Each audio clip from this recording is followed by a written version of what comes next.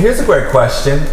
My hair is super dry after using Hair Rule's Curly Whip. How do I lock in moisture with it? I have never heard anybody's hair being dried after using Curly Whip. It's best used in the warmer season, spring, summer, fall, because it has glycerin in it, so it attracts moisture to the hair.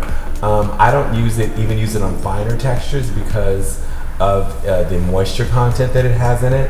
Hopefully, I'm assuming that the dryness that you're probably getting is that you're not using enough conditioner to prep your hair for your styling product, which is the Curly Whip, or that you're not putting enough Curly Whip in hair that's wet enough. So the objective is to bathe your hair in conditioner after you've rinsed it to clean it, which is called co-washing, and to use Curly Whip on hair that immediately after you've rinsed it out. You're almost reaching for your styling product as your hair is still being rinsed under the water while you're in the shower. That's why I say do it in the shower, because it's easier to capture your curl pattern when it's sopping wet.